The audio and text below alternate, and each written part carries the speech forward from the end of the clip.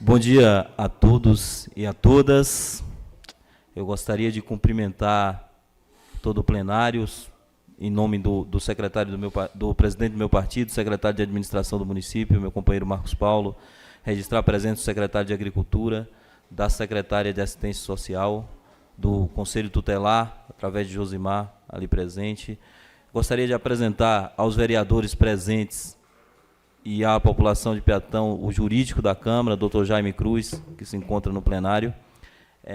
Gostaria de convidar o vereador José Hélio para compor a mesa aqui com a gente como segundo secretário, que é na ausência do primeiro secretário. Gostaria que ele ocupasse a cadeira aqui na mesa conosco.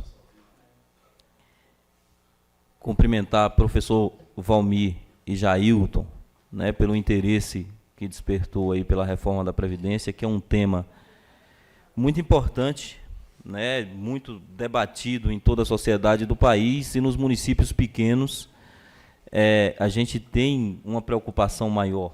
Nós temos dados que nos diz que a aposentadoria rural, que o governo, na primeira proposta de reforma da Previdência, o governo quer tirar a Seguridade Especial do Trabalhador Rural. Nós conhecemos nosso município, nós sabemos que se tirar a Seguridade Especial do Trabalhador Rural, nós estamos tirando 90% dos trabalhadores rurais do regime geral da Previdência, porque nos municípios nordestinos, o trabalhador rural ele não tem condição de contribuir.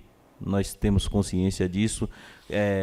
Mesmo que seja uma taxa especial, que taxa for, não é o trabalhador rural que quebra a Previdência. Nós não podemos se tratar como o governo está tratando a reforma, dizendo que é para cortar privilégios e querendo atacar quem ganha o salário mínimo.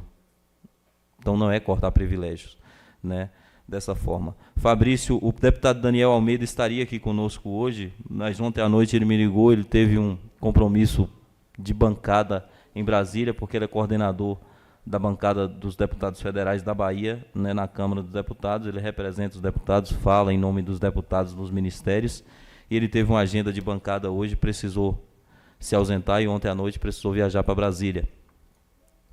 Né, Fabrício, nós não é propriamente uma audiência pública, nós não vamos, aqui não é um projeto que nós vamos debater, apresentar para a sociedade, é um projeto que a sociedade conhece.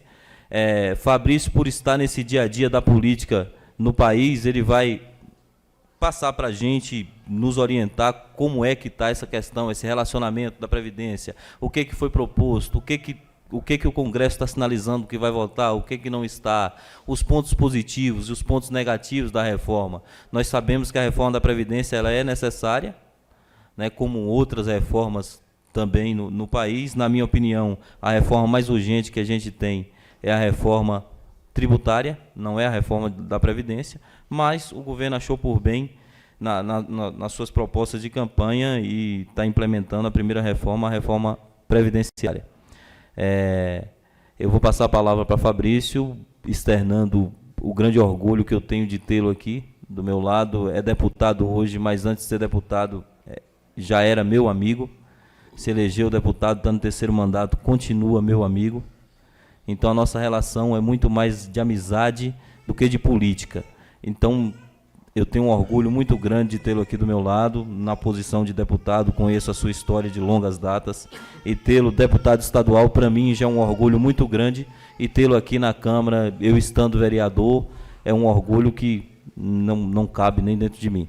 Eu vou passar a palavra para ele, ele vai dar a sua opinião, cumprimentar as pessoas e dar a sua opinião a respeito da reforma da Previdência. Se quiser ocupar a tribuna, fica à vontade.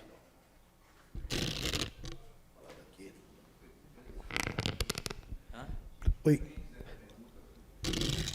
As pessoas que quiserem perguntar, anote as perguntas, e nós vamos, né, assim que ele terminar a exposição, nós vamos abrir para pergunta, para a gente não ficar interrompendo, né? E as pessoas também que quiserem nos enviar as perguntas aí pela transmissão ao vivo no Facebook, pode enviar, que a gente vai selecionar. Talvez a gente não consiga responder todo mundo, mas selecionaremos algumas perguntas que contemplem a dúvida global, e faremos a pergunta ao deputado. Em primeiro lugar, bom dia a todos e a todas. Quero saudar a todos os senhores vereadores, o nosso presidente da Câmara, Pedro Paulo, aos senhores e às senhoras presentes. Essa discussão da reforma da Previdência, ela hoje é o debate principal que está acontecendo no Brasil. A reforma em si da Previdência, ela tem aspectos que elas devem ser feitas. A cada período, você tem que reformular leis, reformular ações do Estado para ter um equilíbrio. E, nesse aspecto, você falar a reforma é correta ou a reforma não é correta. Ela não é correta e também não é incorreta. O que tem que ver do aspecto da reforma da Previdência é que tem pontos que realmente tem que mudar. Por exemplo, os militares do Brasil, o Exército, Aeronáutica e Marinha, são um pouco mais de 380 mil pessoas. E eles compõem uma fatia de 30% do valor que tem do rombo da Previdência. Não é possível você ter pessoas aposentando com 48, 49 anos, muito jovens, e com salários muito altos. Existem coisas, em alguns espaços do poder no Brasil, que é uma aberração. Tem uma lei que estabelece, por exemplo, que qualquer filha de militar que o pai venha a falecer, ela recebe uma pensão vitalícia enquanto ela estiver viva, desde que ela não case. Até o pessoal brinca muito que a lei vai ter Proença. Que até um caso, que a gente conta assim, caso mais específico, aquela atriz Maite Proença, ela tem uma aposentadoria especial, uma pensão do pai dela, que era oficial das Forças Armadas, de mais de 60 mil reais. E ela já casou mais de 6 vezes, mas nunca consumou o ato do casamento em cartório na igreja para poder manter isso.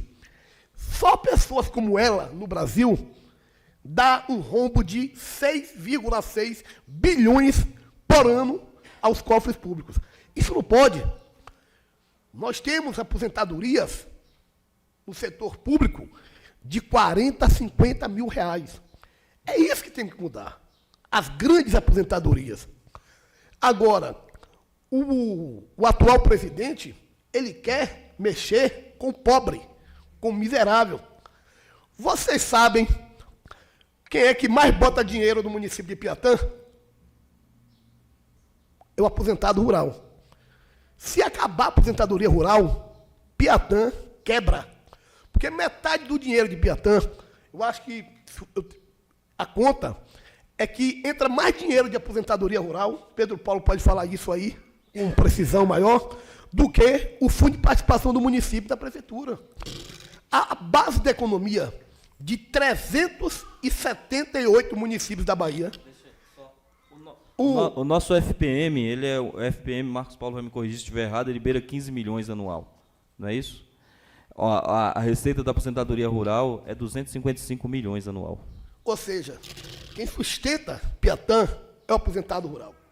Não dá para você querer que o trabalhador rural contribua como se quer, porque a atividade do pequeno agricultor, ele é uma atividade de produção agrícola para subsistência.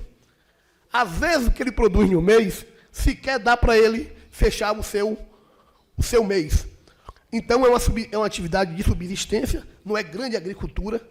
Então, por isso que você não pode querer mexer com o aposentado rural. É um crime. Hoje, a Bahia tem mais de 370 municípios que, se aposentado rural acabar, os municípios acabam. Porque o que mantém a feira, o que mantém o comércio. Infelizmente, vivemos um momento muito grave no Brasil, de grande desemprego. Fala-se até em 30 milhões de desempregados no Brasil hoje. 30 milhões. E cada vez mais é necessário você ter compensações. Aqui em Piatã deve ter muitas famílias que o jovem está desempregado e a aposentadoria do avô, do pai ou da mãe que ajuda a manter a casa. E você sabe quanto é o custo de todos os aposentados rurais para o Brasil? É o valor de 1,8% da Previdência. Esse é um dos aspectos. Você acabar com o BPC, que é o benefício de prestação continuada, você querer fazer com que um cidadão pobre, miserável, venha a viver com R$ 400, que é a proposta que está lá. Porque hoje, toda pessoa acima de 65 anos, você aposenta com um salário mínimo, tendo contribuído ou não, e pessoas em situação de pobreza extrema, ou pessoas com problemas de saúde mental, deficiência física, etc., você tem o acesso ao BPC, que hoje está em um salário mínimo. O nosso salário mínimo, ele é alto. E o presidente achar que deve cair para R$ 400, isso é uma aberração. Estes pontos é que a gente não pode aceitar, porque a reforma da Previdência que ele quer é para atingir o pobre, é para atingir o pequeno. O outro aspecto gravíssimo é a questão do regime de capitalização. Gente, o regime de capitalização é para roubar, é para quebrar o povo brasileiro.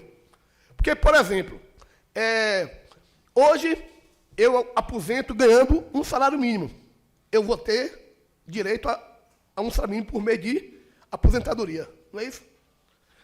Se eu ganho 5 mil, eu vou me aposentar com o teto do INSS, que é R$ 5.000. Se eu ganho 20, eu vou me aposentar com o teto de 5 mil. A capitalização, ela é um verdadeiro absurdo contra o povo. Porque como é que funciona a Previdência hoje? Eu, trabalhando, eu pago a Previdência e pago o salário da aposentadoria dos que já aposentaram. Daqui a mais um tempo, quando eu me aposentar, aqueles que estão na ativa é quem sustenta os que vão aposentar como eu daqui a um tempo. Ou seja, o trabalhador da ativa, ele banca o dinheiro que vai servir, não é para ele, vai servir para o que já está aposentado. E é isso que funciona. Então, o que é o regime de capitalização? Hoje, por exemplo, a Câmara de Vereadores de Piatã, um funcionário da Câmara, ele ganha, vamos botar aqui, R$ 1.500. O trabalhador aqui paga quantos por cento de INSS? Hein, Pedro? Quanto? 11. E a Câmara entra com quanto? 22. Como é que funciona? Eu contribuo com 11%, funcionário da Câmara, e a Câmara dá mais 22% para fazer o caixa e pagar a Previdência. E, ao final, se eu ganho R$ 1.000, vou me apresentar com R$ 1.000, ou se eu ganho depois até 5 mil, é com isso. O que é a capitalização? A capitalização, ela funciona da seguinte forma. Por exemplo, eu ganho R$ 1.000 por mês. Então, eu contribuo com 14%, vezes 14%. Todo mês eu vou guardar R$ 140 em uma conta de um banco, que o governo vai escolher qual é o banco. E aí, ao final de 12 meses, eu guardei ali R$ 1.680. Ao final de 30 anos, eu guardei ali R$ 50 mil. Aí, na minha conta do banco lá, na minha conta previdenciária, eu vou ter 50 mil. Aí, vamos botar que eu aposentei com 65 anos e vivo mais 15 anos. 15 anos dá o quê? Dá 180 meses, não é isso? Então, aí você vai dividir. Se eu viver 15 anos, 50 mil por 180 meses. Você vai ter, em média, R$ 180 de aposentadoria. É isso que é o regime de capitalização. Porque o primeiro aspecto é que, com esse regime que eles querem fazer, o empregador deixa de pagar a Previdência. No caso aqui, a Câmara de Vereadores de Piatã vai deixar de pagar o 22%. Vai deixar de pagar o 22%. Apenas eu terei o dinheiro que eu guardei durante esse tempo. Como eu vou poder sobreviver com entre 150 e 200 reais? É um absurdo isso que se quer fazer. É a destruição completa dos direitos sociais. Gente, não é o trabalhador que ganha salário mínimo que quebra a Previdência. Não é o agricultor familiar que quebra a Previdência. O que quebra a Previdência são os salários absurdos que nós temos no Poder Legislativo estadual, federal, no Judiciário, que é uma excrescência. Tem juízes que ganham mais de 100 mil por mês. Estou mentindo, doutor? Tem juízes que tiram mais de 100 mil por mês. Aqui na Bahia, chega a ter caso de você ter auxílio moradia para juiz aposentado. São essas ações que se quebrou o país. Os altos salários do Poder Executivo, do Poder Judiciário. Pessoas que aposentam com 30, 40 mil reais. É isso que levou a esse grande déficit, a essa grande crise da Previdência Social. Não é o agricultor familiar, não é o trabalhador rural, não é o pequeno produtor, não é o BPC para pessoas em situação de indigência que fazem a Previdência Social estar na bancarrota. Muito pelo contrário. Essas pessoas, com esse dinheiro, elas mantêm a sustentação econômica e financeira da maior parte do Nordeste e do Norte do Brasil. Porque nós somos um estado pobre. A Bahia é um estado pobre. A Bahia não é um estado rico. São 15 milhões de habitantes, em 417 municípios. A Bahia tem uma extensão territorial maior do que dezenas de países pelo mundo. E temos uma baixa arrecadação tributária. Então não é isso que está fazendo com que a Previdência quebre. São outros aspectos. Na verdade, infelizmente, uma parte do povo brasileiro voltou em um projeto político de um candidato que só fez destilar ódio. Ele só destilou ódio e raiva. Ódio contra mulheres, ódio contra negros, ódio contra os nordestinos. E foi isso que aconteceu. Colocamos uma figura no poder que hoje ataca a saúde. Nós tínhamos, há 2 anos atrás, nós tínhamos 5 mil farmácias populares no Brasil.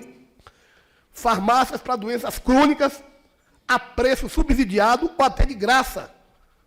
Como remédio para hipertensão, diabetes e outros remédios. Sabe o que aconteceu agora? Essas 5 mil farmácias fecharam. As pessoas não têm mais acesso a esse medicamento. Esse mesmo governo que está aí, agora, cortou 35% do dinheiro das universidades federais do Brasil.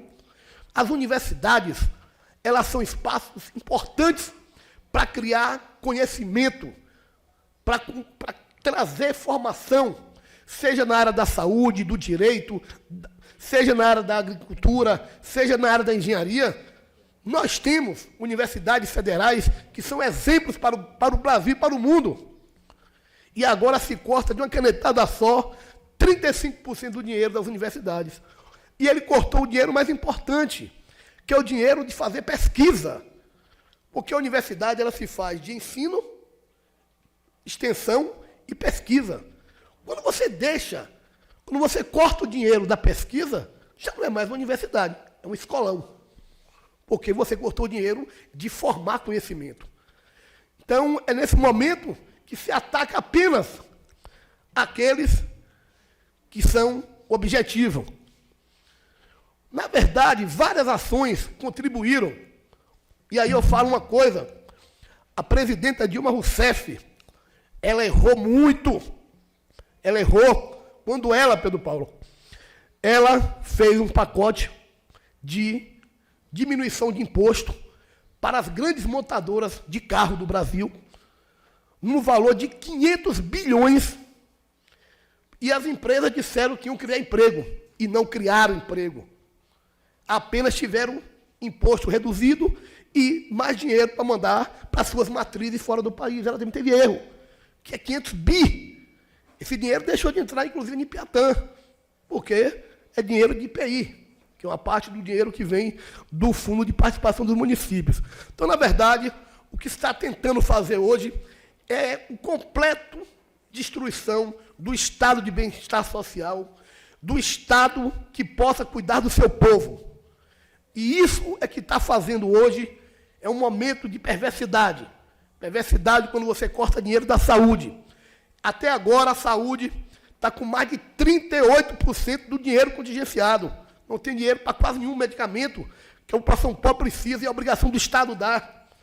É as universidades que já estão apertadas e agora está se querendo até fechar a Universidade Federal, porque diz que tem demais. Então, é um pouco do aspecto do debate que nós temos que fazer para que serve o Estado. Na verdade, temos um presidente que não sabe para o que está no cargo, só fala asneira, agora mesmo estava ele foi recusado de ser recebido em Nova York, foi recusado de ser recebido pelo prefeito de Dallas ontem. O governador disse que não aceitava receber um homem como ele. Imagine só o grau do nível do presidente do país hoje, que é recusar de receber por prefeitos e governadores nos Estados Unidos. E o que se tem é um grande homem inteligente, que aí tem, que é o Guedes, que é o ministro da Economia. Esse cara sabe o que ele quer. Ele quer a destruição total do Estado para ter um Estado apenas para poucos e privilegiados.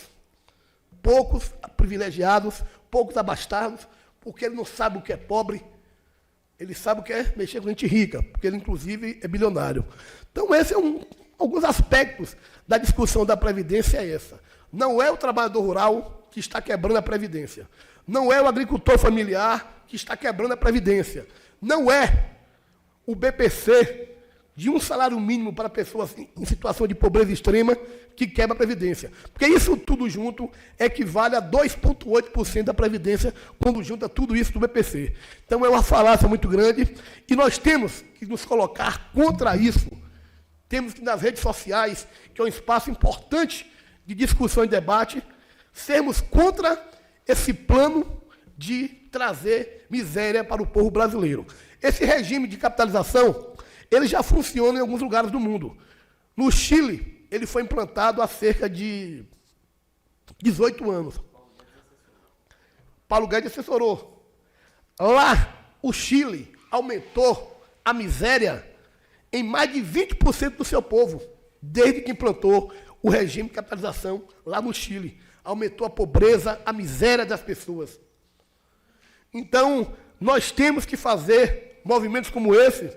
Acho que aqui a Câmara podia levar esse debate para as escolas municipais, estaduais, para mobilizar a sociedade, porque a sociedade não sabe a gravidade que é se esse pacote de maldade, se esse pacote de aberração passar para um município como Piatã. Piatã quebra. Piatã não, gente. A região inteira, Buninal, todos esses municípios sobrevivem majoritariamente pelo dinheiro do aposentado. Tanto que a gente sabe que nós temos 4 feiras semanais no município, e geralmente a feira que dá mais dinheiro é a da primeira semana, quando entra o dinheiro do aposentado, e a do último, quando o prefeito paga o salário dos funcionários municipais. Mas a feira que você vê com mais gente na rua é quando o aposentado recebe o dinheiro, porque naquela semana ele despeja o dinheiro no mercado. Ele despeja o dinheiro na farmácia, na padaria, ele paga a conta dele, que ele deixou ali guardado, ali devendo num supermercado.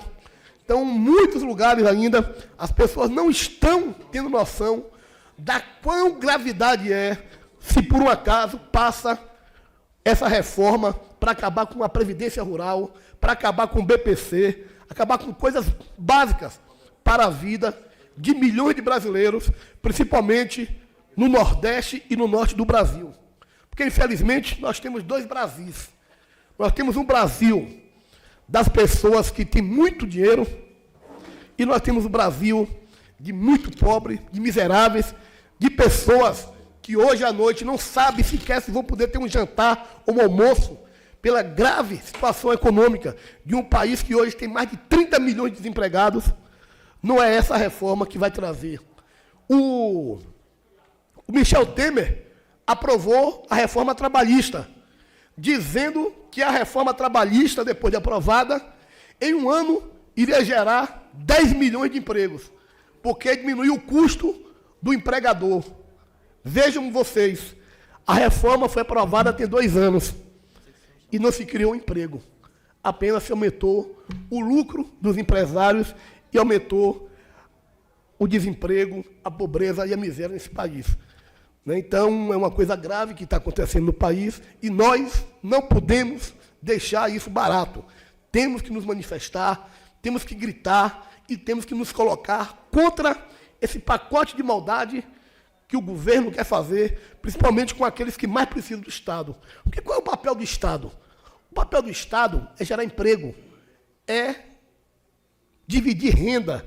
O papel do Estado é o de desenvolver a economia para as pessoas terem emprego, para as pessoas terem saúde, para as pessoas terem educação, terem segurança pública. E a gente só vê hoje tudo ao contrário disso. Em um país de tantos pobres, aumentar ainda mais a pobreza e a miséria se esse projeto passar, que eu tenho certeza que não irá. Porque, inclusive, aqui na Bahia, uma coisa positiva, todos os deputados da Bahia, os federais, tanto os deputados federais que são ligados ao governador Rui Costa, como os deputados que são da oposição, ligados ao prefeito Assemineto, inclusive alguns deputados que apoiam o Bolsonaro, mas que são da Bahia, estão contra esses pontos principais. Então, acho que a nossa luta vai garantir que isso não aprove, porque a pressão que estamos fazendo diariamente em Brasília, em sessões, segunda-feira mesmo, eu estou trazendo para Salvador o relator da reforma da Previdência, lá da Câmara e do Congresso e do Senado, será segunda-feira, 9 da manhã, pretendo botar umas 2.000 pessoas naquela Assembleia, para ali com os relatores da reforma lá, podemos criar esse debate com todos os deputados estaduais da Bahia e federais também. Então, vou falar um pouco sobre isso, e aí, qualquer pergunta ou qualquer discussão, eu estou aqui à disposição. Obrigado, gente.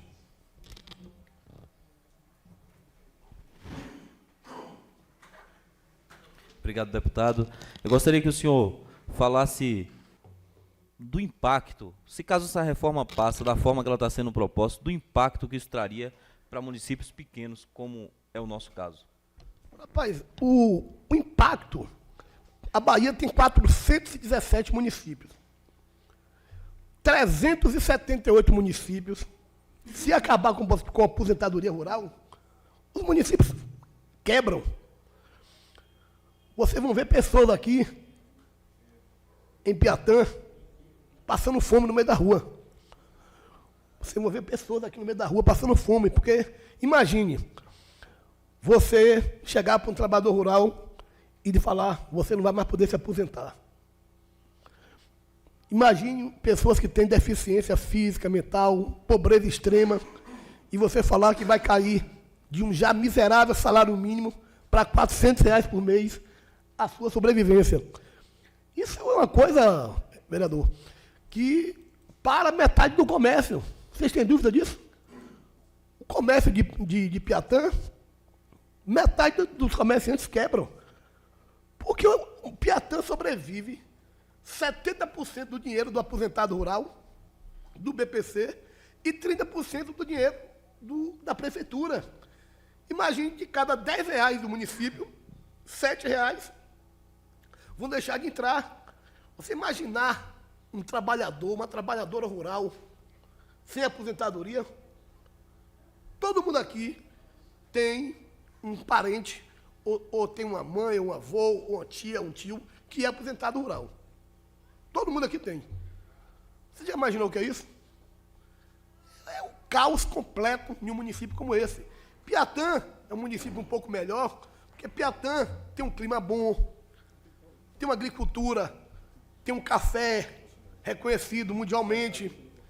Mas e os municípios do semiárido, que só chove 2 meses por ano, que você não consegue produzir nada, porque o que plantar nada nasce? No norte da Bahia, por exemplo. É um caos, Pedro. É um caos completo no Nordeste brasileiro inteiro. Deputado, como é que fica a situação do professor com a reforma? Não, esse debate, nós tem 2 debates. A questão do professor tem um grupo de governadores que quer que a reforma vigore para os professores, já aprovado a nível nacional. O governo federal está querendo só fazer a reforma dos professores federais e que cada estado faça a sua reforma estadual. Mas isso também é um dos aspectos que está também a briga, como será. Mas não tem ainda nada fechado sobre isso ainda. Mas eleva também a condição de idade do professor para ser aposentado. Eu vou abrir aqui inicialmente para os vereadores se posicionarem, professor Valmir, Jailton, Zé Pitomba, fazer seus posicionamentos e depois a gente abre para o plenário, se porventura houver alguma pergunta a ser feita. E o funcionário público? O funcionário público, eles querem botar tudo num pacote só. Mas o governo federal está querendo, por exemplo, que cada estado e município faça, só que os prefeitos que estão querendo que, se tiver, que faça tudo por Brasília e isso tenha prevalência para o país inteiro. Então, altera a idade mínima, né, que já foi alterada, na verdade, mas altera de novo a idade mínima para a aposentadoria do funcionário público de forma geral e, inclusive, dos professores. E, pelo seu conhecimento lá, você acha que ele consegue essa reforma? Olha, na verdade, Brasília hoje está sendo governado por um monte de doido. Pessoas que não têm capacidade nenhuma de estar ali. Ele botou o ministro da Educação, que o cara disse que tinha doutorado em filosofia e descobriu que ele nunca fez doutorado. Então já começa até o nível daquelas pessoas que estão no governo. Eu tenho um contato com deputados federais que, inclusive, apoiam o Bolsonaro. E eles falam que é uma completa balbúrdia e desorganização. Então, eles hoje, eles não têm uma relação de interlocução nem com os deputados da base dele. E o Congresso de hoje, nós tivemos a maior mudança na história do Congresso Nacional. Foram mais de 280 deputados novos que se elegeram. Então, são pessoas que não vinham da política, né? Elegemos ator pornô como deputado, palhaço como deputado, e uma série de outros tantos. Então, você não sabe o que está na cabeça dessas figuras, porque são muitas figuras que não faziam parte da política do país tradicionalmente. Então, Brasília está um caos, uma confusão. Deputados que estão lá e sequer já abriram a Constituição para ler um artigo sequer. Você tem o nível do Congresso hoje lá.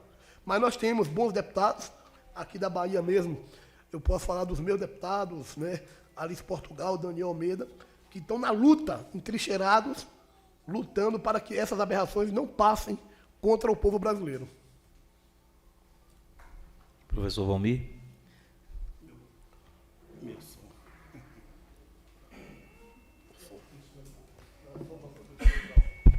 Chegou. Meu bom dia. Queria, primeiramente, saudar o deputado Fabrício, parabenizar pela competência e, sobretudo, pela demonstração da competência. Obrigado, deputado. Saudar a todos aqui presentes, em nome do meu amigo secretário Marcos Paulo, e saudar todas as autoridades, em nome do amigo e doutor Jaime Cruz, agradecer pela presença. Deputado, eu gostaria de fazer alguns questionamentos, se for possível o senhor anotar, porque eu queria fazer de uma única vez, para não ficar se atrapalhando muito. Primeiro, eu gostaria o seguinte, deputado, se nós temos, por exemplo, dentro do processo da educação e até mesmo na saúde, nós temos conferências a partir dos pequenos municípios, né? Que essas conferências elas vão se alastrando em caráter regional, estadual, e até que chega em Brasília, por exemplo, dentro da educação, nós temos o Plano Municipal de Educação. Então, quando nós deparamos com essa situação da reforma da Previdência, não seria conveniente também que esse processo fosse aberto a partir dos pequenos municípios, né, de todos os estados, e que realmente não fosse tão, digamos que de uma maneira oculta, apenas o Congresso dizendo como é que será a reforma da Previdência. Será que seria um caminho, deputado? Porque nós precisamos ter a consciência de que a reforma ela é precisa. Agora, não dentro desse padrão, como o senhor aqui disse, que é terrível, né, atingir uma pessoa. Eu acho que tirar 500 mil de uma pessoa que ganha 1 milhão é muito, né, mais fácil do que tirar 2,50 de um que ganha 5. O impacto é maior daquele que ganha menos. Então, seria esse um caminho.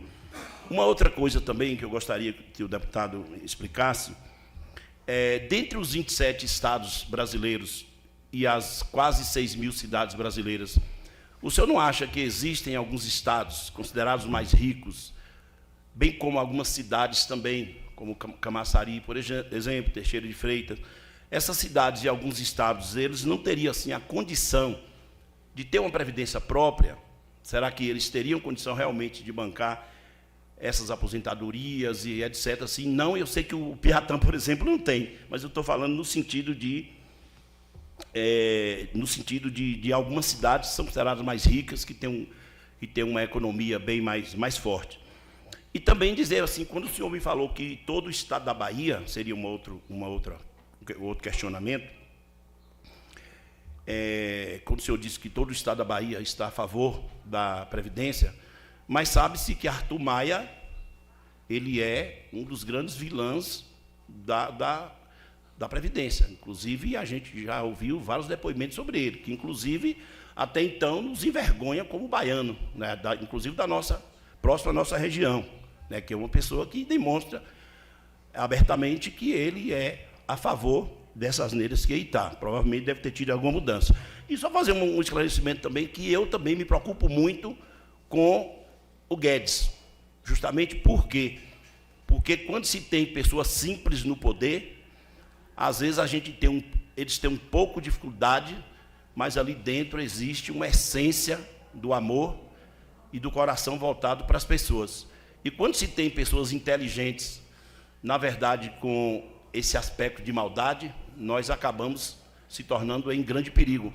E gostaria de dizer também, perguntar ao senhor também, se o senhor não acha que está tendo a previsão de um golpe dentro do próprio grupo, porque eu não consigo enxergar uma ligação, na verdade, aparentemente, entre o presidente e o vice-presidente.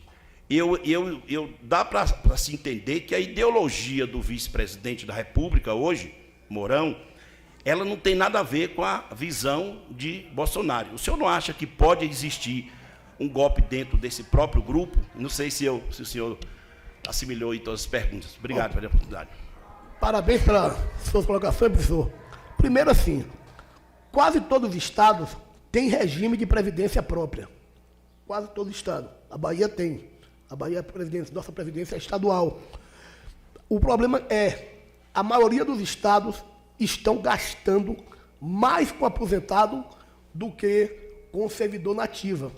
Por exemplo, o estado de Minas Gerais já gasta 73% de todo o dinheiro do estado com funcionários da ativa e aposentados. O estado do Rio Grande do Sul já passa de 70% do dinheiro com o funcionário ativo e o funcionário inativo. Isso está dando uma condição de que esses estados não conseguem fazer obras, porque o dinheiro não dá. Então, esses estados são a favor de que a reforma seja feita pelo nível federal e que aí tenha prevalência para tudo. Porque esses estados estão estados ricos, Minas Gerais, Rio Grande do Sul, e temos muitos estados que estão com a condição fiscal grave. O Rio de Janeiro deve mais de 200% do seu PIB em empréstimos. São Paulo, que é o estado mais rico do Brasil, o estado deve 140% do PIB. Então, os estados estão dessa forma. Com relação ao que o professor fala do governo, a gente não tem, o negócio é tão esquisito que a gente não sabe o que vai dar. Eu particularmente acho que ele não fica 2 anos no governo. Eu acho. Na verdade, hoje o governo, ele tem 4 alas. Você tem a ala comandada por um doente mental que mora nos Estados Unidos, chamado Olavo de Carvalho, que se intitula filósofo e nunca fez um curso de filosofia. e que é um cara que não gosta de gente, só destila ódio. E que o Bolsonaro, ele é guiado, ele e os filhos, pelo pensamento desse cara lá. É um cara maluco que mora nos Estados Unidos e fica ditando a política brasileira pelas redes sociais com o Bolsonaro Família. Você tem uma outra ala do governo, que é a ala militar, que são formados pelos ministros das Forças Armadas. Você tem uma outra ala, que é uma ala fundamentada no justiçamento, que é uma ala comandada hoje pelo Sérgio Moro. Então, você não sabe o que vai acontecer amanhã, porque o governo vive uma letargia. Eles não sabem nem o que é governar o país.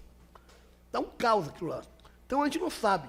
O único ali que tem competência, mas como o senhor falou, é para o mal, é o Guedes. Esse sabe o que quer. Agora mesmo, ele quer vender a Petrobras, vai vender os Correios, quer vender o Banco do Brasil e a Caixa Econômica e quer fechar o Banco do Nordeste. Que o Banco do Nordeste, aqui todo mundo sabe o que é o Banco do Nordeste, é um banco importantíssimo para a questão agrícola e pecuária dos estados do Norte e do Nordeste brasileiro. E ele quer acabar com esse banco importante que empresta dinheiro subsidiado para fomentar a agricultura. Então, eles querem fazer o completo aniquilamento do Estado brasileiro, vendendo todos os ativos. Tem coisa também que eu tenho só a favor, que eu não sei para que o governo tem que ter monopólio de petróleo ou de correios, não sei. Entendeu? Um correio é uma empresa gigantesca. Não sei se... Para quê, né? Talvez esse debate, mas o que eles querem fazer é a destruição completa do Estado, entregar tudo aquilo que foi construído a duras custas para o capital internacional. Agora mesmo, as refinarias da Petrobras aqui na Bahia e no Nordeste foram todas já postas à venda. Então, é uma situação que você não sabe. O que nós sabemos é que é realmente um governo de malucos, que não sabe o que quer e apenas o que querem é aumentar a miséria, aumentar a pobreza, porque há 6 meses deste governo, sequer um emprego ainda foi gerado nesse país. Satisfeito, professor? Só a primeira que o deputado acho que esqueceu. Repete a primeira, por gentileza. A primeira pergunta, eu fiz o questionamento com relação à necessidade de um processo de regulamentação desse fato tão interessante que seria a reforma da Previdência a partir de possibilidade de pequenas conferências, por exemplo. Assim, não. A sua pergunta, na verdade, ela está sendo respondida no momento que eu estou aqui hoje, numa sessão da Câmara. Perfeito.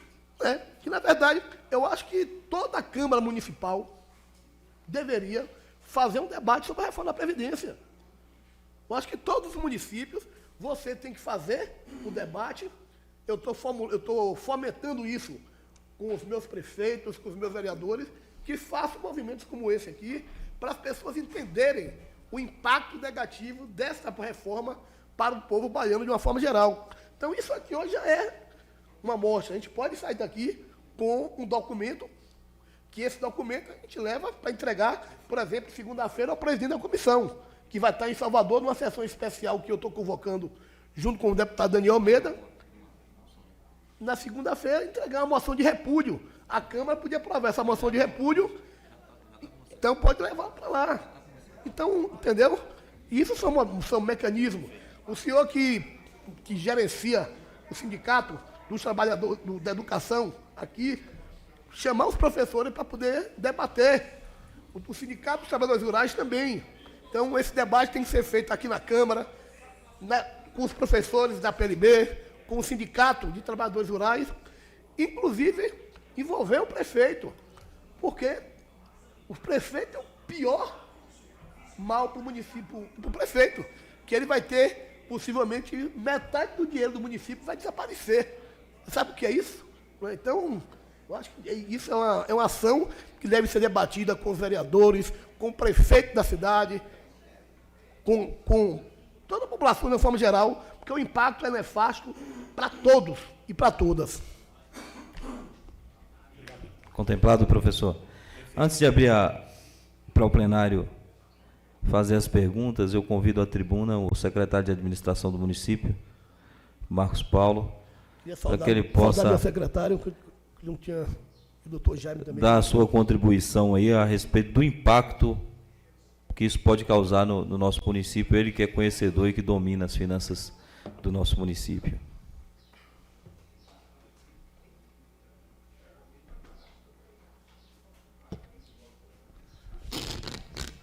Meu bom dia a todos os presentes. Bom dia aos 9 vereadores. Bom dia ao presidente desta casa, mais uma vez inovando, levando o Piatã para um cenário, né, nosso estado, com a internet, quiçá do Brasil, numa discussão tão importante como essa da Previdência. Meu bom dia especial ao deputado Fabrício. Eu estava esses dias, estou ainda meio adoentado, estava de cama, mas hoje eu me esforcei para vir aqui por 2 motivos. Primeiro, para ouvi-lo, como ouvi, e segundo, também para agradecer, em nome do prefeito, em nome do nosso povo de Piatã.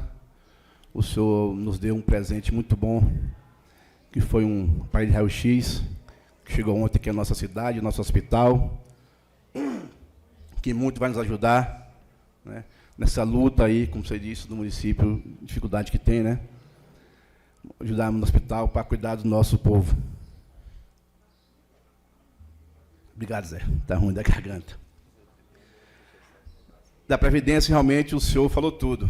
Quando o senhor fala de impacto aí, hoje o nosso município, as pessoas pensam que o executivo, que a prefeitura é quem, né, é quem comanda o município, ou seja, é quem maior empregador. E não é verdade. Não chega a 20% do que é hoje a Seguridade Social no município, tanto na questão da Previdência, como também na questão social e também da saúde. Então, a Seguridade Social é essa composição que faz 3 mil municípios do Brasil, praticamente, sobreviverem. Então, a reforma, como está aí posta, ela realmente vai nos trazer, a médio prazo, a curto prazo, realmente, para o município, um caos grande. Isso eu não tenho dúvida. A nossa economia, ela será um fracasso, como o senhor bem disse, o comércio. O senhor falou tudo aqui. E a reforma, eu acho que ela... Falar, tem que ter reforma. Eu não sei se tem que ter reforma, porque eu mesmo, para mim, o INSS ainda é uma caixinha de surpresa. Aí não tem assim, ninguém chegou hoje para falar, ó, a conta é essa. 2 mais 2 aqui são 4, ou não está dando certo por isso. Ninguém explicou para a gente ter assim, uma conta certa do que é. Ela é deficitária, é superavitária, eu não sei dizer. Eu acho que, primeiramente, antes de você ter uma reforma da Previdência, por que não cobrar daqueles que realmente devem à Previdência? Os maiores devedores da Previdência, que a gente sabe que são as grandes empresas. Então, vamos cobrar de quem deve. Vamos colocar na conta e vamos, aí sim, decidir com a sociedade o que é melhor. Saber realmente se a Previdência é realmente deficitária, se há tantos anos, há X anos não vai mais se pagar, que apresentou. Eu não sei dizer isso, porque a gente não sabe. Ainda é para mim que eu leio, você lê artigo de um, de outro, você não consegue realmente. Cada um tem uma linha de raciocínio. Entender a Previdência. Como o senhor disse, o economista, nós estamos lá hoje, o presidente, se você pegar o áudio dele de 2 anos atrás, ele fala bem claro, ele é contra a reforma da Previdência. Ele era contra a reforma. Tem áudio dele falando. Então, quer dizer, é tudo muito confuso. Então, não dá assim para você dizer, né, tem que ter a reforma. Mas qual o tamanho da reforma? Por que a reforma? Realmente a Previdência é deficitária? A gente não sabe dizer isso com toda certeza hoje. Eu bem não sei dizer isso. Uma coisa que o senhor me falou aí, da questão dos deputados, o senhor falou aqui, que na Bahia os deputados ligados ao governo são contra a reforma. Aí eu tenho uma certa ponderação, não digo ponderação, certa dúvida. Por quê? Porque, por exemplo, hoje a gente sabe que o vice-líder do governo na Câmara Federal hoje é um deputado da Bahia, que é da base do governo do hoje nossa. Então, a gente que aqui, que também é político aqui, fica meio sem entender. Como é que na Bahia nós temos um governo, Costa, do PT, é aliado ao deputado Cláudio Cajado, que é do PP. Inclusive, se você vai, quando a gente vai nos eventos, estão juntos, abraçados, um lado do outro. Mas em Brasília, Caldo Cajado é o vice-líder do governo federal. Então, a conta não fecha para a gente, que é um simples mortal aqui embaixo, entendeu? A gente fica em dúvida do que possa acontecer. Então, a gente sabe que realmente lá em cima as coisas acontecem da maneira que, né, que eles querem, as barganhas políticas são altas, né? Quando você vai fazer uma reforma dessa, ninguém sabe, as reuniões que tem ali, o que é feito de promessa para os deputados A, B, C e D. Então, por isso, a gente fica meio receoso, né, e preocupado. Porque sempre quem paga a conta somos nós aqui, né, os moradores. O povo mora no município, e o município é que depois sofre as contas. Então, a gente está nessa dúvida aí, mas, de antemão, agradecemos a sua presença aí, deputado. Dizer que estamos aqui de porta aberta para o senhor, mas uma vez agradecendo tudo que tem feito para o nosso município. Parabéns mesmo, muito obrigado. Marcos, só uma correção assim. Primeiro, quando eu falei assim que os deputados são contra alguns pontos. Por exemplo, todos os deputados da Bahia, mesmo da base de Bolsonaro, lá, eles são contra pontos da reforma que a gente está aqui discutindo. Eles não aceitam que mexa na Previdência Rural e nem no BPC.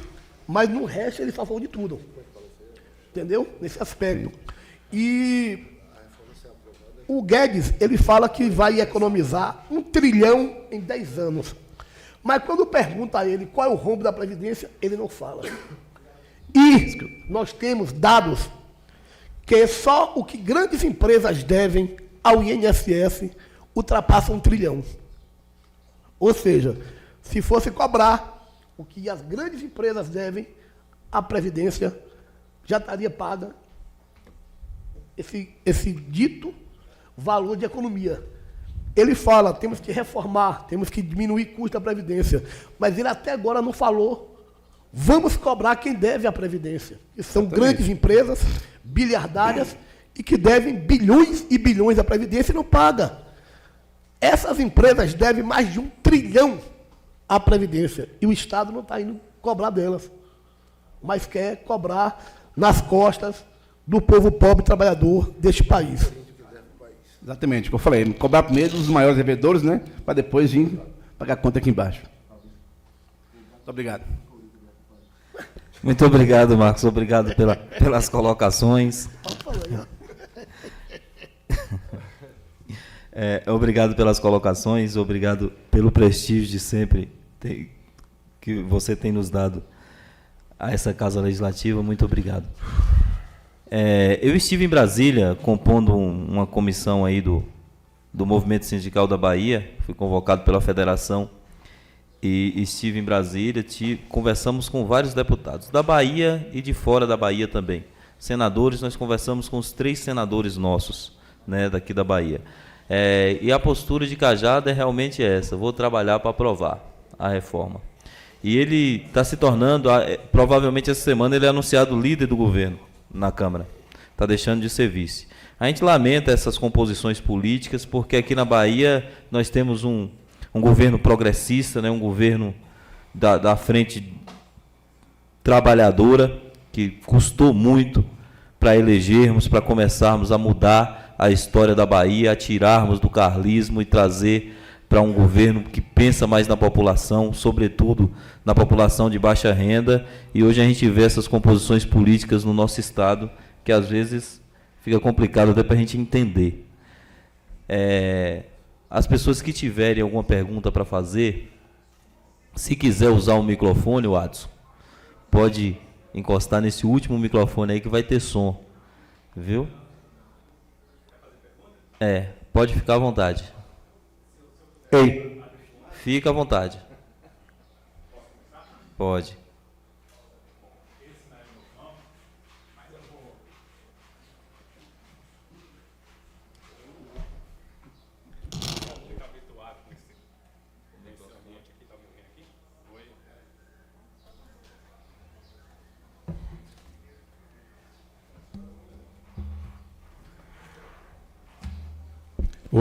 Oi.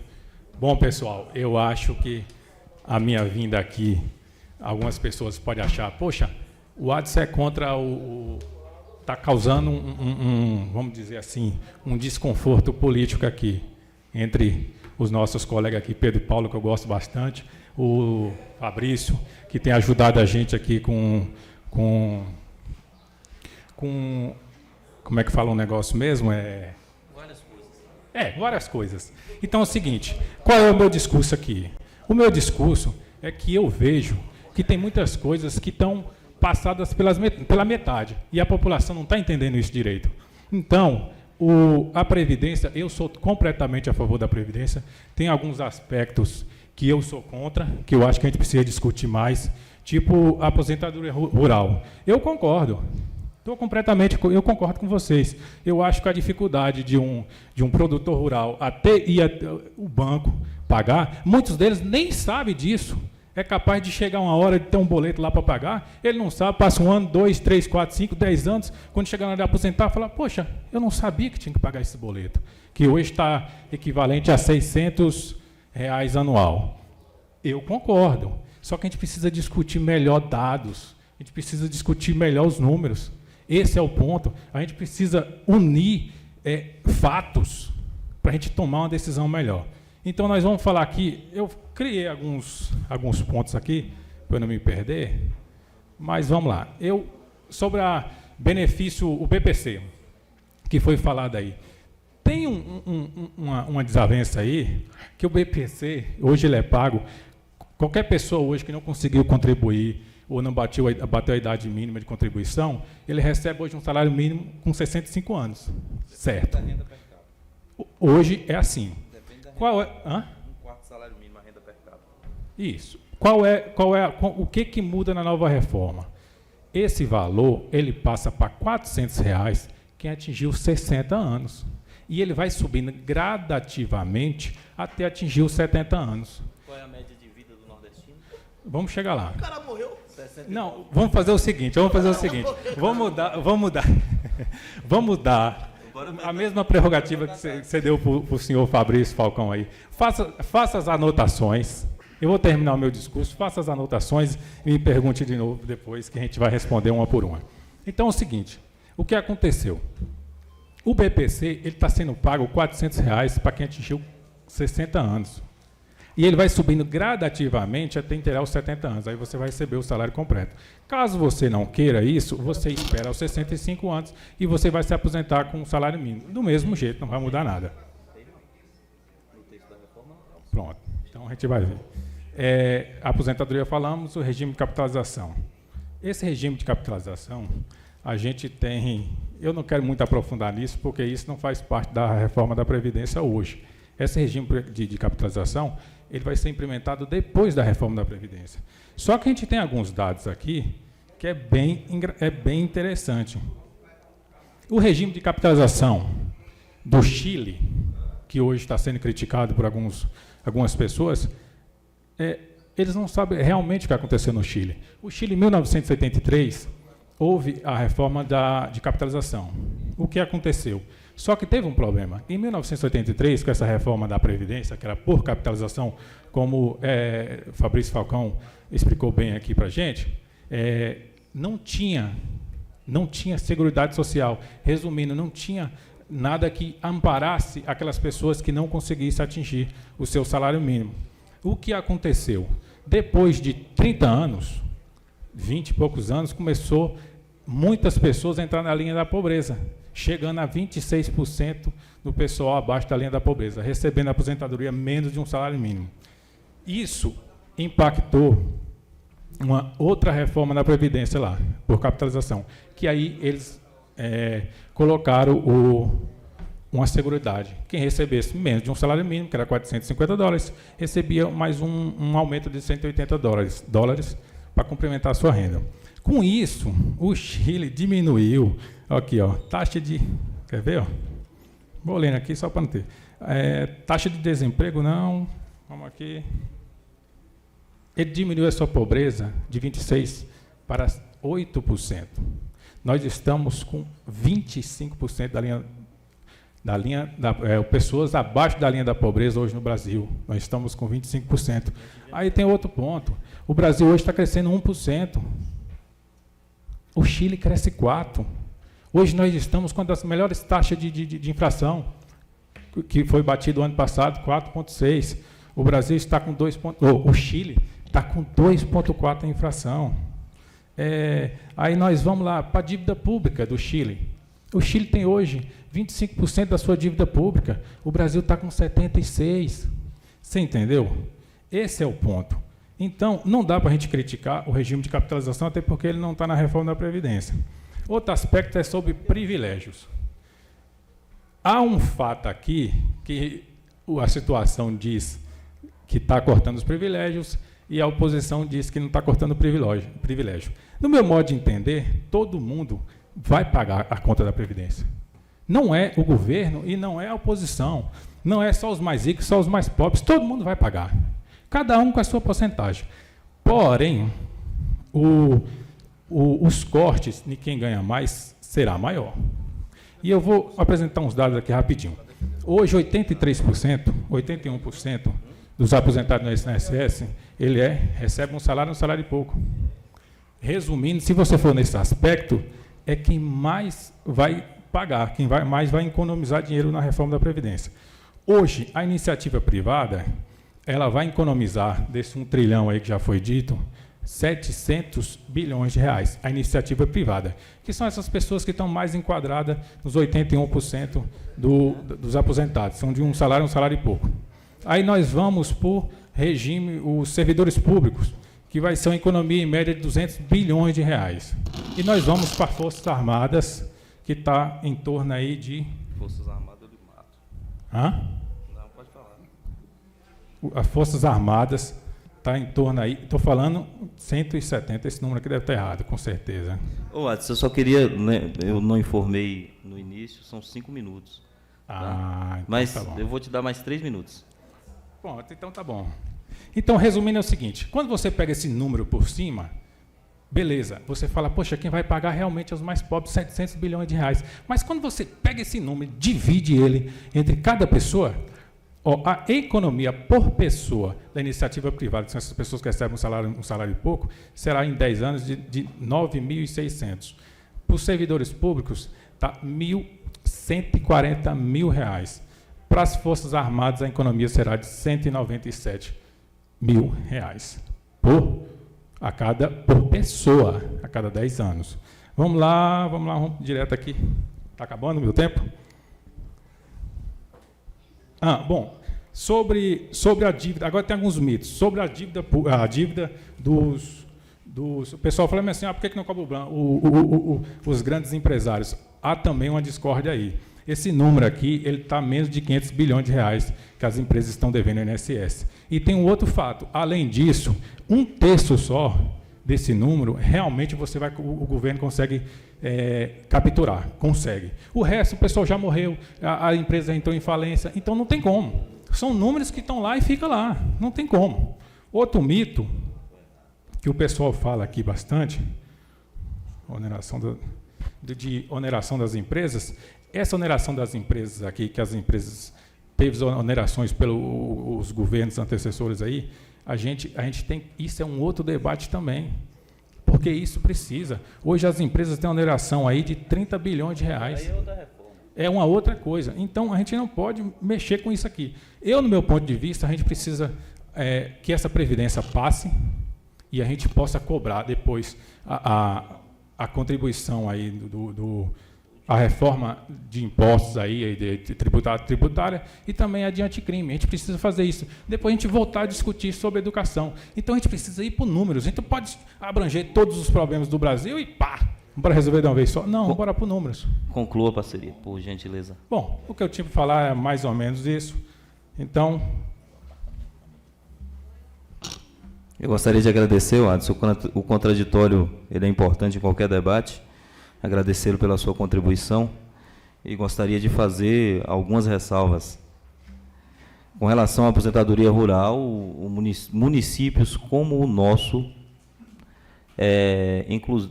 os comércios, a grande maioria dos comércios fecha, porque quem gira, Jailton é comerciante, nós temos outros comerciantes no plenário, nós sabemos que quem gira o comércio do município são os aposentados rurais, os segurados especiais.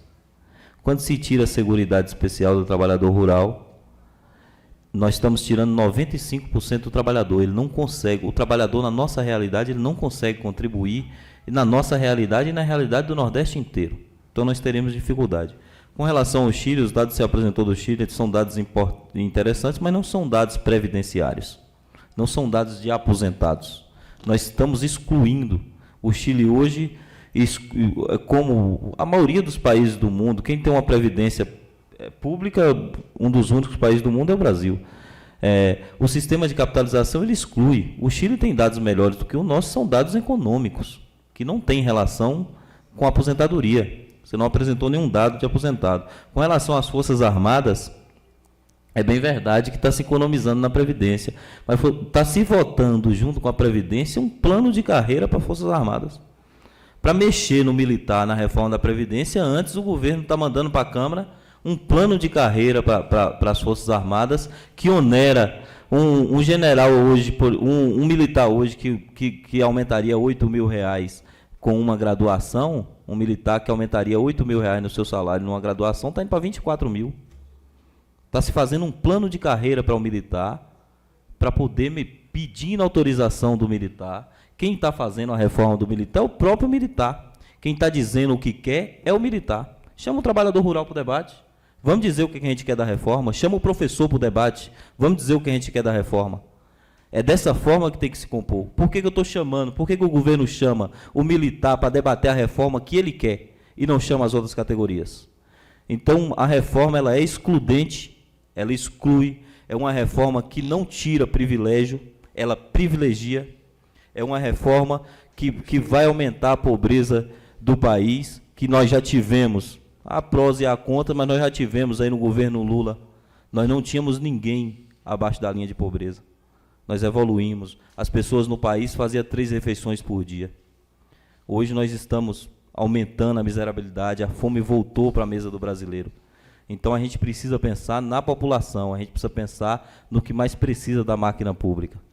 Fabrício? Eu queria só falar aqui, aqui, ó. Piauí, Maranhão e Alagoas têm expectativa média de vida de 67 anos. Média. Você fizer a pergunta para mim? Como? Não, agora não. Hã? Não, mas eu queria responder isso aí. Se você me fez, Não compete, não. Não compete. Então, é 67 anos. Então, eu acho que, na verdade, o amigo ele não gosta de pobre, não gosta de trabalhador e deve ser filho de um grande empresário. Porque você defender que o empregador não contribua com a previdência do trabalhador, você deve ser de uma família bastante rica e deve, por isso, estar defendendo os ricos e não o povo pobre de sua cidade e da Bahia. Porque você ser a favor de que o empregador não contribua com a previdência para o trabalhador, não existe isso. Não existe. Os militares não vão entrar na reforma, a economia com eles vai ser pequena, porque o esquema do Bolsonaro não mexer com eles. O pequeno, o homem que ganha um salário mínimo, ele não quebra a previdência. O regime de capitalização, se passar, é um massacre contra o povo pobre desse país, de um país desiguais, de um país que nós temos 10 ou 12 pessoas com a mesma fortuna de 100 milhões de pessoas juntas. Um país que exclui, um país que maltrata seu povo, e a reforma só vem beneficiar. Se esse dado do déficit, do rombo que a Previdência tem, com o caloteiro, rico que não paga a Previdência, é de 1 trilhão de 500, o Estado vai cobrar dele, não cobrar do agricultor familiar, do homem pobre daqui. E me poupe, uma pessoa defender que uma pessoa, tá errado, ele vai receber R$400 a partir de 60, aí depois ele vai receber um aposentadoria, vai chegar um salário mínimo. Você defender o indivíduo sobreviver com R$400 por mês, é você não gostar de gente, como esse governo não gosta. Watson, fala da expectativa de vida para a gente encerrar o debate. Não, só vou falar da expectativa de vida aqui, mas é o seguinte, quando eu vim aqui à tribuna e quando eu fui convidado aqui, Pedro Paulo mandou no meu WhatsApp, eu imaginei que a gente pudesse vir aqui discutir, assim, de forma mais clara e sem agressões. Eu não sou rico, não, e muito pelo contrário, eu estou aqui na situação do prefeito, gosto muito da gestão do prefeito Ed, gosto bastante de Marquinhos ali, ele sabe disso, gosto aqui de Pedro Paulo há muito tempo. Então, assim, eu acho que a gente precisa mudar um jeito de fazer política às vezes. A gente precisa falar os prós e os contras, e falar, será que você está certo, fulano? Será que eu estou certo? Será que eu errei? E você poder fazer esse discurso, porque aí a gente vai realmente chegar, de fato, onde a gente precisa, que é melhorar a situação de cada um. Então, esse é o debate. Eu não posso dizer que tudo que eu falo é verdade, que eu estou explanando aqui tudo verdade, mas a gente precisa debater para a gente chegar num ponto. E qual é o ponto? Então, a gente precisa debater. Então, antes que a gente vai para outros debates aqui, a expectativa de vida também, existe 2 pontos. Existe expectativa de vida e expectativa de pró-vida. Isso quer dizer o seguinte, expectativa de vida você começa ao nascer. Então, essas pessoas que morrem aos 20 anos, aos 10 anos, aí, tudo está na expectativa de vida. E pró-vida, ela está acima. Quer dizer, você faz uma expectativa de 65 anos. A expectativa pró-vida, para depois de 65 anos, é de 83 anos, não de 76. No Piauí, está de 81. Está de 81 a sobrevida. Isso resumindo o seguinte, quem se aposenta aos 65 anos, ele está vivendo 83 e 81, que é no menor estado do Brasil, que é o Piauí. Então, assim, não dá para a gente botar a expectativa de vida em cima da Previdência, porque se você não chegou aos 65 anos, para que você quer se aposentar? Então, não faz sentido, entendeu?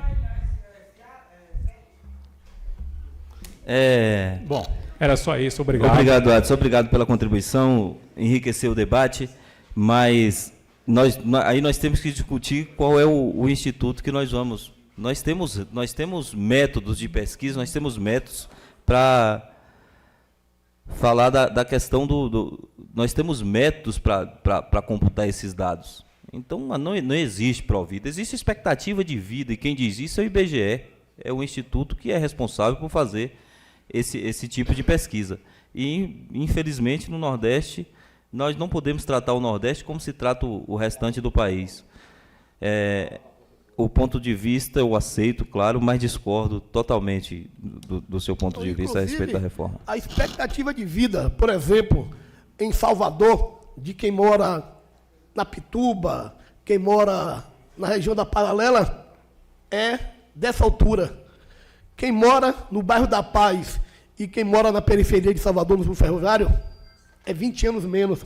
São Paulo, você tem aquela Vila Paraíso, a expectativa média é de 59 anos, nos Jardins, 87.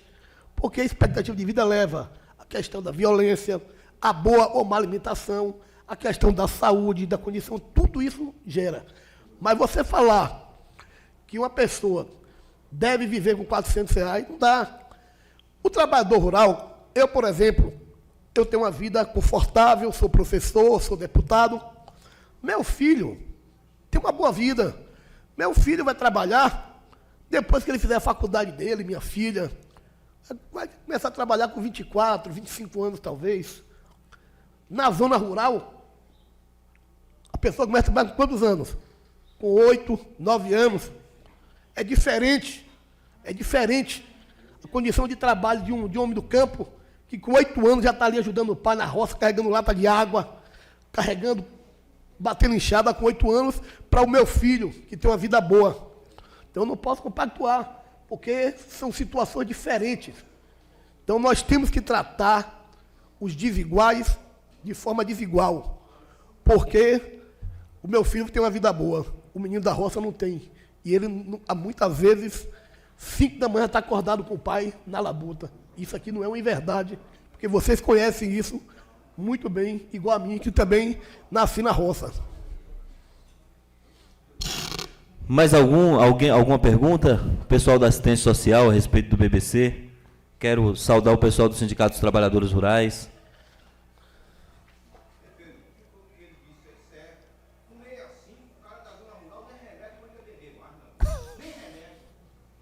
É verdade, Zé. Nós não podemos tratar a mulher trabalhadora rural com quem trabalha no ar-condicionado, com quem Nós não podemos tratar a mulher que trabalha de sol a sol, que tem quadrupla jornada, Como a doutora. que é a primeira que levanta em casa para preparar o café, que volta da roça mais cedo para fazer o almoço, que chega em casa à tarde e levar os meninos para a escola, chega em casa à tarde para preparar o café, a janta, dar banho em menino, fazer comida e preparar para ir para a roça no outro dia. Então nós não podemos tratar a mulher trabalhadora rural, nós não defendemos que o governo quer aumentar a idade mínima da mulher trabalhadora rural para 60 anos, né? Também o homem permaneceria em 60 anos e uma contribuição anual de R$600 para o grupo familiar. A gente não tem uma definição do grupo familiar. O que seria o grupo familiar? O texto da reforma não explica o que seria o grupo familiar. Entendeu? Para a nossa realidade, nós somos totalmente contra. Nós defendemos a manutenção da idade de aposentadoria das mulheres trabalhadoras rurais em 55 anos, a manutenção do tempo de carência para a aposentadoria por idade em 15 anos de contribuição, que ele está aumentando para 20, a proposta da reforma aumenta para 20. Nós defendemos o aperfeiçoamento e simplificação do sistema de arrecadação que facilite a formalização de venda da produção rural e, consequentemente, o recolhimento da contribuição previdenciária, que exige um período de transição adequado, sob pena de excluir milhões de segurados especiais do acesso aos seus direitos, por não ter como comprovar o recolhimento de contribuição. Nós defendemos que as informações dos segurados especiais já cadastrados no CNIS Rural sejam imediatamente consideradas para o recolhimento de direitos, mas não de forma exclusiva, a partir de 2020, com que o governo a partir de 2020, como o governo quer. É preciso que o próprio sistema de CNIS Rural funcione adequadamente para que se possa fazer o cadastro do segurado especial e atualizar as informações anualmente, que seja mantida a lei e a previsão de cooperação do INSS com as entidades sindicais e de classe que representam os segurados especiais para garantir efetivo atendimento dos mesmos na Previdência Social, em especial para realizar e atualizar o cadastro. A preservação dos direitos previdenciários dos segurados especiais quando não houver renda proveniente da venda dos produtos rurais em decorrência de situação de emergência ou de calamidade reconhecida pelo poder público. Porque quando se fala em aposentadoria rural, a gente pensa que é uma esmola que o governo está dando ao trabalhador rural, e não é. Nós contribuímos de forma indireta com 3% da produção. Só que muitas vezes o que nós precisamos, Watson, no país, com urgência, é uma reforma tributária. A reforma tributária é muito mais urgente que a reforma da Previdência. Porque aí a gente ia agilizar esse sistema para que pudéssemos computar essas vendas e que o trabalhador rural continuasse da forma que está na Constituição, que 3% do que ele vendesse fosse para a Previdência Social. Só que, infelizmente, o trabalhador rural vive na informalidade. Então, nós precisamos buscar esse sistema. Nós precisamos fazer uma reforma tributária que garanta uma atividade empresarial no país, mas sadia. Não é a reforma da Previdência que vai trazer isso. Quem vai trazer é a reforma tributária. Mas eu não sei por quê. Acho que por conta do sistema de capitalização, que Paulo Guedes é acionista aí dos maiores sistemas de capitalização do país, aí ele invocou com a reforma previdenciária, que é necessária também, mas não é com essa urgência e não é da forma que está sendo proposta. Fabrício, nós estamos encerrando, não sei se o pessoal tem mais alguma pergunta, Thelma, tem alguma... Arinaldo.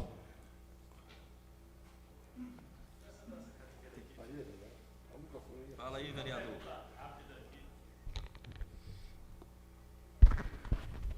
Bom dia.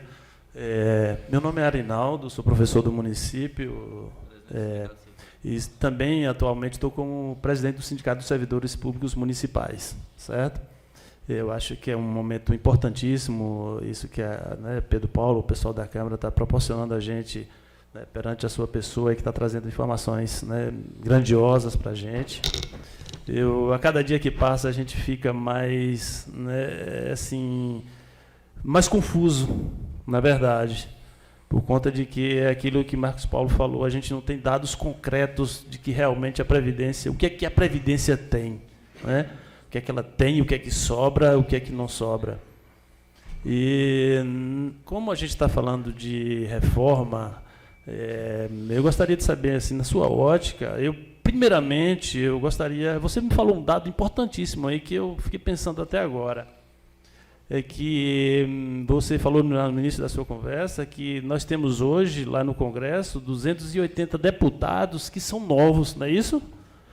Então, o que impressiona a gente é o seguinte: como é que essa política nacional está acontecendo e as pessoas, o eleitor, ele está reformando, e de uma maneira que está trazendo esse transtorno para a população, e a gente está verificando isso aí agora, né?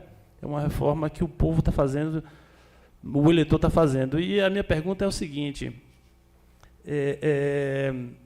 inicialmente, não seria importante, antes da reforma da Previdência, uma reforma política mais séria, né, para que as pessoas, que essa reforma política lá no Congresso pudesse ser feita, para que as pessoas, o eleitor pudesse fazer agora, de fato, a sua reforma com base, né, naquela política que fosse realmente voltada para a população, para as pessoas, para o crescimento dos municípios, né, que valorizasse realmente o trabalhador rural, que, na minha ótica, o trabalhador rural deve ser levado em consideração em qualquer instância, em qualquer setor, que é quem sustenta o país, quem ganha menos e quem sustenta o país, certo? Né? Quem coloca o alimento na nossa mesa, o alimento sadio na nossa mesa é o trabalhador rural. Os grandes empresários colocam na nossa mesa alimento contaminado, né? Isso é realidade. Então, eu gostaria de saber, assim, na sua ótica, o que você pensa dessa reforma que foi feita pelo eleitor, dessa quantidade de novos políticos que entraram lá, que você me disse que tem alguns, né, que não são assim tradicionalmente como políticos, e que não seria outra coisa, a pergunta que eu faço, na verdade, é a questão da reforma política. Na minha ótica, ela teria que ser feita antes da reforma da Previdência. Olha, professor, na verdade, todas as reformas políticas que foram feitas nos últimos anos, ela não veio para melhorar o sistema brasileiro. Nós temos um grande problema, é que nós votamos muito mal. O trabalhador vota mal demais. Nós, infelizmente, votamos por migalha, por favor, vota-se por um padrão de camisa de futebol, vota-se por pequenos favores, e acaba que você não vota pela consciência. Você tem uma ideia, o Brasil é formado por 208 milhões de pessoas, hoje aproximadamente. E mais de 2/3 do Congresso é formado por empresários. Então o trabalhador acaba que vota contra ele. Porque essas pessoas, quando vão para ali, eles vão fazer ações que beneficiam eles. Então a gente ainda tem um comportamento muito ruim de participar da política, de debater o cotidiano. Você vê, era para ter mais gente aqui hoje. Porque Verdade. era para ter mais gente aqui hoje. E está um plenário, de certa forma, vazio. Porque a gente não participa das coisas do nosso país. A outra reforma que é importante, Pedro Paulo falou, é a reforma tributária. O pobre paga imposto demais, em comparação ao rico. Tem que mudar. Nos Estados Unidos, a transmissão de herança lá é de quase 70% do valor do bem vai para o governo. Aqui é 3%. Então, aqui não se taxa o rico, se taxa o pobre. Porque tudo que o pobre compra, paga imposto. Um país como esse não devia cobrar imposto sobre os alimentos básicos do cidadão pobre. Então, tem uma série de erros. Eu concordo perfeitamente contigo que deveria, na verdade, ter primeiro, eu acho que é a reforma tributária, essa sim tem que ter.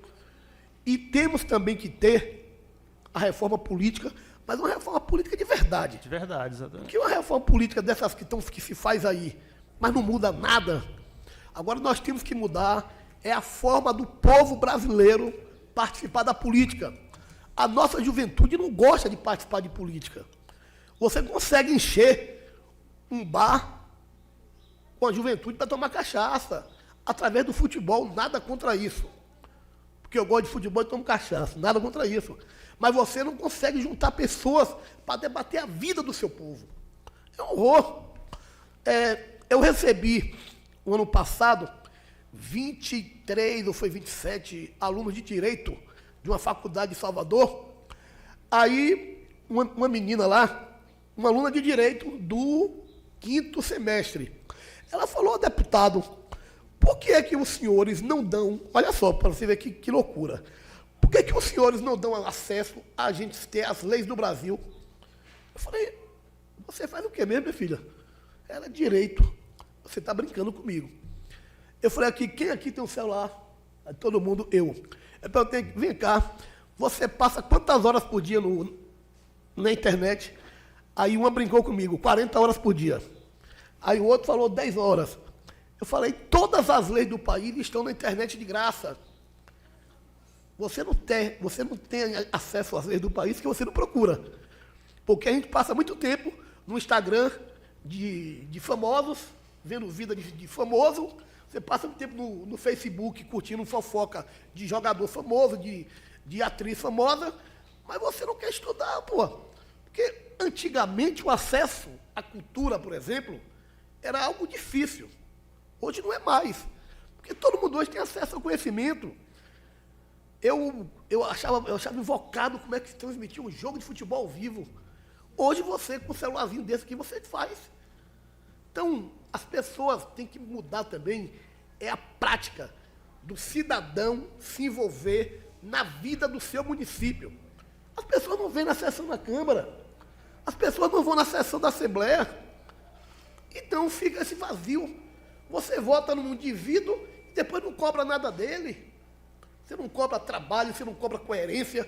Então, eu acho que tem que ter essa mudança da gente votar em projetos, votar em programas, votar em coisas concretas e sérias. Porque quando você vota um deputado que vai estar lá para ficar contra você, porque eu sou um deputado ligado aos trabalhadores. Minha vida toda foi na luta no Sindicato de Trabalhador Rural, hoje como professor, que eu sou professor do Estado da Bahia também, e lutando pelos trabalhadores. Mas o cabra vota em um cara que vai para lá. Tem cabimento. Arthur Maia ser reeleito? O cara que quer massacrar o povo, que quer acabar com a aposentadoria rural, e o eleitor sabe que o cara vai votar contra ele lá e elege o cara de novo. Então, então, na verdade, a reforma tem que ser feita, mas nós temos que também ter uma reforma da consciência do cidadão em saber que o Estado sou eu. O município não pertence ao prefeito. A Câmara não pertence ao vereador. Pertence ao povo. Mas as pessoas não vão participar de uma sessão. As pessoas não debatem politicamente. E as coisas acontecem. Durante 60 dias por ano, o prefeito é obrigado a pegar todas as contas do município e deixar aqui na Câmara à disposição da população. Não é isso? Não é isso? O prefeito é obrigado a colocar as contas durante 60 dias, toda a conta, todas as notas do município, fica aqui na Câmara, para qualquer cidadão ter acesso. Pergunte quantos vieram aqui. Hoje tem uma resolução, hoje é online, né? Uma resolução Agora, do TCM online. As pessoas não vêm ver como é que... Então, é isso, a gente não participa da vida do país, a gente não participa da vida do Estado, do município. Pô, eu adoro futebol. Mas você consegue atrair milhares de pessoas para o futebol. Mas você não consegue atrair pessoas para um debate como esse. Né? Eu faço farra, eu gosto de festa. Mas isso, para mim, são em momentos. Você consegue lotar multidões de festa, mas você não consegue encher uma casa dessa para um debate tão importante como esse. Então, também tem que ter, professor, que aí a minha linha está igual à sua, uma mudança de comportamento do cidadão também. De participar, de debater. A reforma política ela é interessantíssima, mas nós temos a oportunidade de reformar a cada 4 anos, de escolher os nossos representantes. Né? A cada 4 anos, a gente tem a oportunidade de participar da vida política do país, que é a reforma mais importante que tem, é as urnas. Então, a gente, como formador de opinião, e eu acho que o maior legado que o político pode deixar é o cidadão pensar. E a gente provocando esses debates, eu ainda sonho com um dia que a gente vai fazer um debate desse e vai faltar cadeira para as pessoas sentarem. Né? A gente precisa iniciar esse debate. Professor Valmir. Vou fazer uma colocação. Obrigado, presidente, pela oportunidade. Eu tive um show de Tiririca, lá em Fortaleza, acho que uns 5, 6 meses, e ele por si só já é engraçado. É um dos maiores profissionais que eu já vi em toda a minha vida. Né? tem uma profissão que muitas vezes é usada como coisa negativa, mas eu considero como um dos maiores profissionais. Sim, claro. E ele disse, professor, desculpe, me perdoe, não sei se o professor tinha terminado.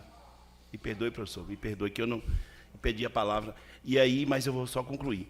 E eu ouvi da boca de Tiririca, no show, que me perdoe todas as pessoas de São Paulo, quando na sua linguagem ele disse, o povo de São Paulo é abestalhado, aquela forma dele, é abestalhado, porque na cidade dele ele não seria eleito nem para vereador. Eu ouvi ele falando isso. Obrigado, professor, pela contribuição. Obrigado. Professor Arinaldo, Professor, obrigado, alguma professor, colocação? desculpe. Mas, nós estamos adiantando o horário aqui, senão fica muito cansativo, na transmissão também, mas nós vamos encerrar. Eu gostaria de passar a palavra para o Fabrício fazer. Posso encerrar? Eu só quero agradecer, dar meu muito obrigado.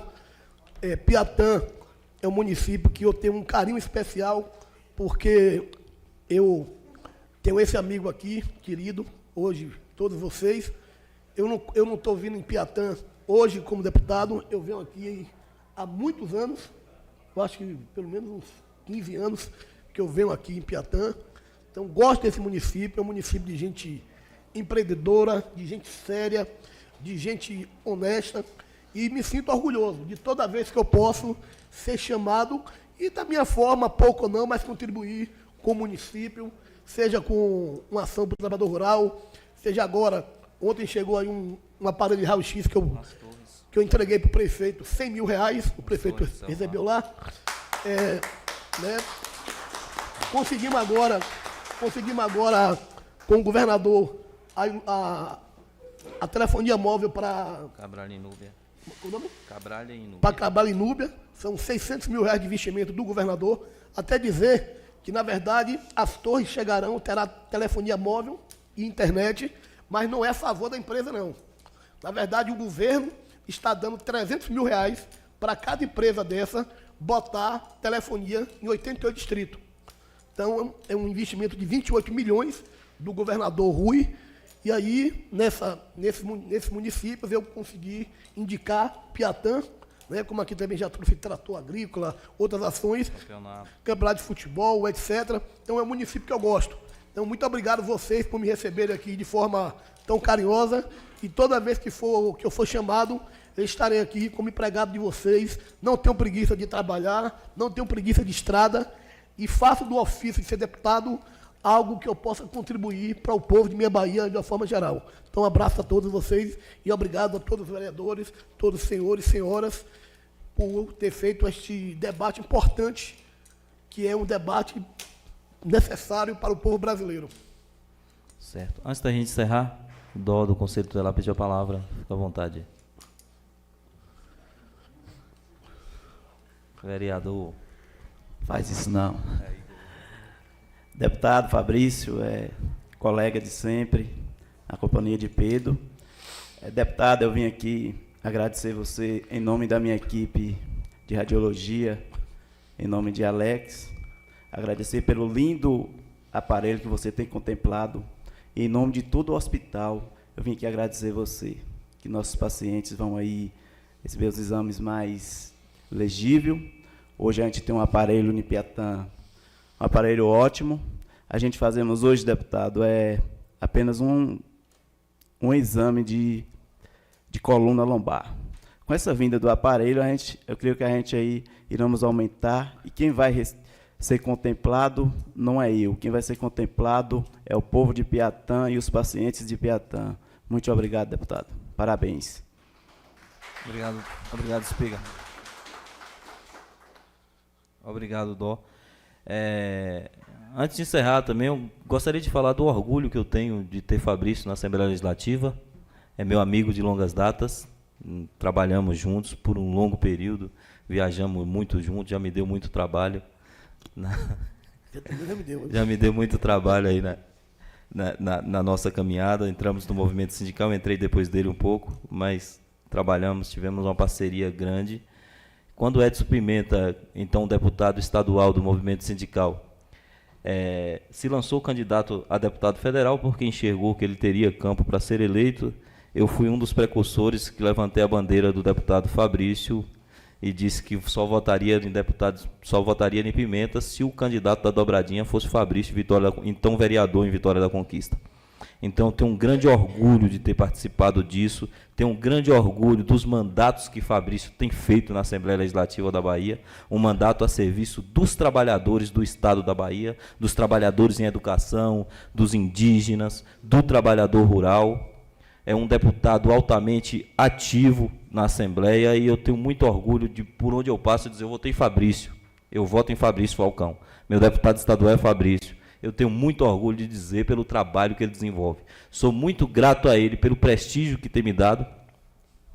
O ano passado, ele nos contemplou, Arinaldo coordenou aqui no município através do IDSB, né? Nós não fizemos a gestão do recurso, porque a prefeitura não tinha certidão na época federal, nós não pudemos assinar o convênio com o Estado, nós recebemos as premiações, as camisas, foi uma ONG de Vitória da Conquista que fez, a Arinaldo que geriu aqui no município, realizamos um campeonato ali no Vaquejadouro, um entretenimento importante para a população rural desse município. O ano passado, ele fez uma emenda de um trator agrícola para a Prefeitura Municipal do município, que está a serviço do trabalhador rural na nossa região, dali do Vaquejadouro, Canguçu, Santa Bárbara. Esse ano, Fabrício fez uma emenda, eu estava até em sessão na Câmara, ele me mandou mensagem que ele tinha uma emenda de R$100 mil na Secretaria de Saúde para um raio-x, se eu teria interesse. Conversei com o prefeito de pronto foi ao gabinete dele e o raio-x chegou no hospital. Estava também em sessão na Câmara, ele me mandou cópia do ofício que ele estava encaminhando para a Secretaria de Infraestrutura, solicitando o telefone móvel para o distrito de Núbia e de Cabralha. Né? Fabrício é um deputado que valoriza a base dele. Eu sou muito grato a Deus pelas pessoas que ele tem colocado na minha vida, e Fabrício é uma das pessoas que tem nos ajudado muito na questão pessoal, que vocês me conhecem, às vezes até mais que eu, sabe da minha personalidade, como funciona, e às vezes no WhatsApp ele está me xingando, me mandando mensagem, não é assim, é dessa forma, não é assim que se faz, é dessa forma que se faz. Então, a nossa relação é de muito mais de amizade do que de política, e os mandatos que ele tem feito têm me orgulhado muito como militante dos trabalhadores rurais no estado da Bahia. Estou vereador por circunstância, mas nasci com o espírito da militância. E com mandato ou sem mandato, nós vamos militar, tanto eu quanto o Fabrício, a gente vai militar pelos direitos dos trabalhadores, pelos direitos dos estudantes, pelos direitos dos professores. Nós vamos estar sempre lutando pela minoria. Quero assegurar para o trabalhador rural que nos acompanha que a reforma pode passar, agora não passa sem luta, ela não passa sem luta. Não vai passar porque nós vamos lutar. Ela pode passar, porque não está só em nossas mãos, mas luta terá. Não terá só a luta de Pedro Paulo, terá a luta de um exército de defensores dos trabalhadores no Brasil inteiro, terá a luta do companheiro Daniel Almeida em Brasília, coordenando a bancada da Bahia, terá a luta de Alice Portugal, que é uma deputada combatível, uma deputada também ao lado do trabalhador, e de outros milhares de deputados que defendem o trabalhador. Quando nós convidamos o Fabrício e que provocamos esse debate, é para a gente adequar os debates, é para a gente trazer informação para a população. É importante a população saber o que está acontecendo no nosso país, né? Para daí julgar, eu sou a favor ou eu sou contra. Nós não somos totalmente contra a reforma da Previdência, ninguém é. Nós precisamos fazer a reforma, mas nós não podemos concordar com a reforma que está sendo proposta, que é uma reforma excludente. Nós não podemos concordar com o posicionamento, Arinaldo, do chefe de Estado que nós temos, que chamou os professores universitários de idiotas úteis. Foram os professores que formou os ministros dele, né? Ele provavelmente comprou um diploma, porque não tem cabimento de falar as asneiras que ele fala. Nós não podemos aceitar. Tem muita gente, é porque é esquerdopato. Não, ninguém aqui, a gente respeita a democracia. A democracia não vale só quando nos interessa. Nós respeitamos a democracia. Se o povo escolheu o governante que aí está, foi eleição e a gente respeita. Agora, a gente não é obrigado a se calar diante do que está acontecendo no país. Nós não podemos nos calar. Dos cortes na educação, dos cortes na saúde. O prefeito Ed votou com o Bolsonaro e está arrependido. quase chorando todo dia, pela dificuldade que ele está tendo na gestão do município, com corte em todas as áreas, sobretudo nas áreas sociais, porque o ministério de Bolsonaro é complicado. Mas vamos esperar para ver qual é o futuro. Eu quero agradecer a presença de cada um, agradecer a Deus, né, as pessoas que nos acompanham, a equipe, a GR principalmente, que hoje ele nem trabalharia aqui com a gente e se deslocou de Cabralha para atender um chamado nosso. Muito obrigado. Aos vereadores que se fizeram presentes, só renova o compromisso que Vossas Excelências têm com o povo e com o eleitorado de Vossas Excelências, porque representa muita gente estando aqui para aprender, para debater, para aprender uma coisa nova, para chegar para o seu eleitor e conseguir conversar com ele e informá-lo a respeito da reforma da Previdência. Muito obrigado a todos. Vou agradecer também ao deputado Daniel Almeida pela atenção que nos deu. Infelizmente não pôde estar aqui presente, mas nos deu